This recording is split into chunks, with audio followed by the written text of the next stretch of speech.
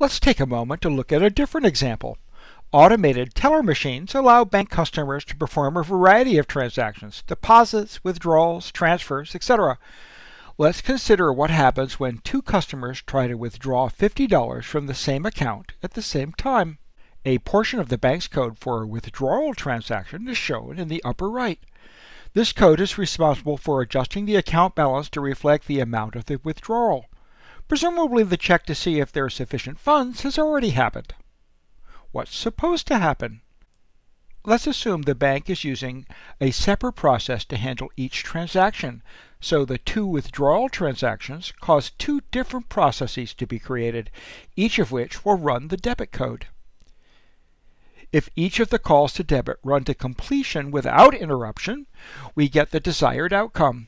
The first transaction debits the account by $50, then the second transaction does the same. The net result is that you and your friend have $100 and the balance is $100 less. So far, so good. But what happens if the process for the first transaction is interrupted just after it's read the balance? The second process subtracts $50 from the balance, completing that transaction. Now the first process resumes using the now out-of-date balance it loaded just before being interrupted. The net result is that you and your friend have $100, but the balance has only been debited by $50. The moral of the story is that we need to be careful when writing code that reads and writes shared data, since other processes might modify the data in the middle of our execution.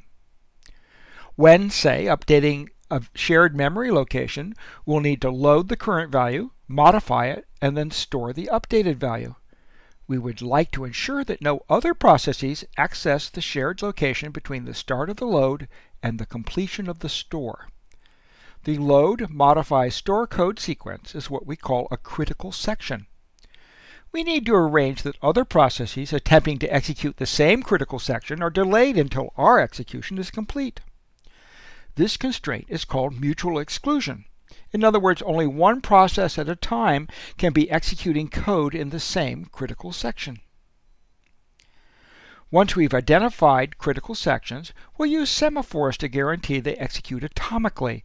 In other words, that once execution of the critical section begins, no other process will be able to enter the critical section until the execution is complete. The combination of the semaphore to enforce the mutual exclusion constraint and the critical section of code implement what's called a transaction. A transaction can perform multiple reads and writes of shared data with a guarantee that none of the data will be read or written by other processes while the transaction is in progress. Here's the original code to debit, which we'll modify by adding a lock semaphore. In this case, the resource controlled by the semaphore is the right to run the code in the critical section.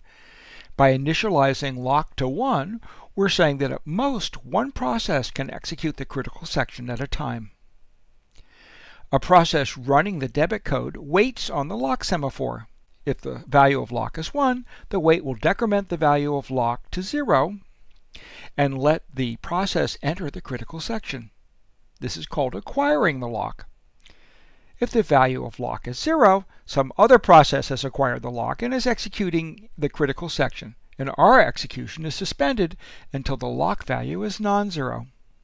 When the process completes execution of the critical section, it releases the lock with a call to signal, which will allow other processes to enter the critical section. If there are multiple waiting processes, only one will be able to acquire the lock, and the others will still have to wait their turn.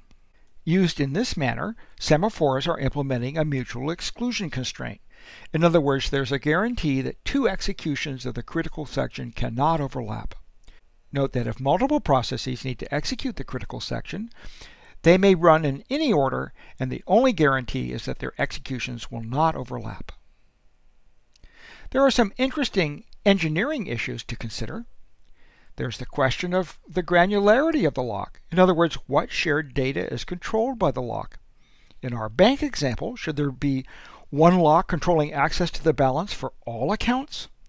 That would mean that no one could access any balance while a transaction was in progress. That would mean that transactions accessing different accounts would have to run one after the other, even though they're accessing different data. So one lock for all the balances would introduce unnecessary precedence constraints, greatly slowing the rate at which transactions could be processed.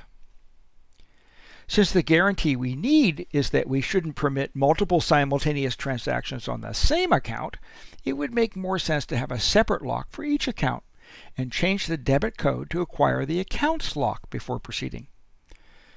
That will only delay transactions that truly overlap, an important efficiency consideration for a large system processing many thousands of mostly non-overlapping transactions each second.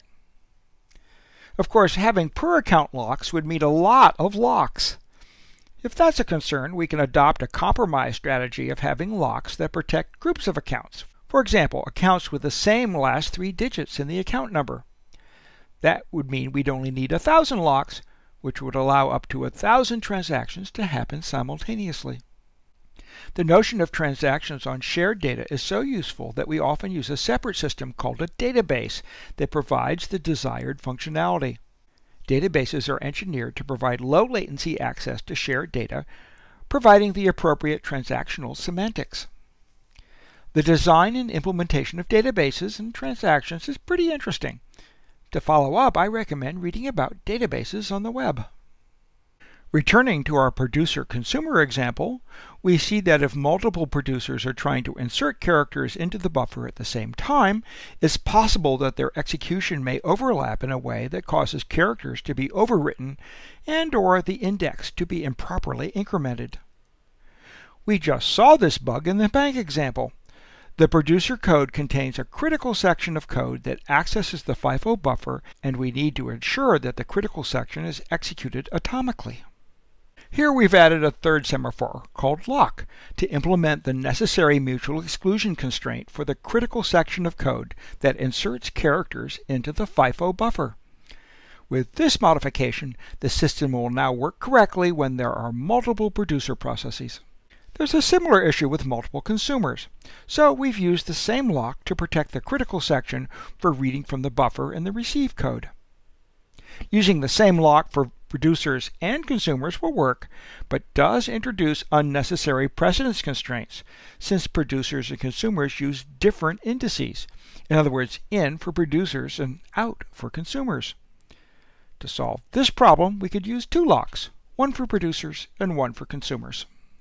Semaphores are a pretty handy Swiss Army knife when it comes to dealing with synchronization issues. When wait and signal appear in different processes, the semaphore ensures correct execution timing between processes. In our example, we used 2 semaphores to ensure that consumers can't read from an empty buffer and that producers can't write into a full buffer. We also use semaphores to ensure that execution of critical sections, in our example updates of the indices in and out, were guaranteed to be atomic. In other words, that the sequence of reads and writes needed to increment a shared index would not be interrupted by another process between the initial read of the index and the final write.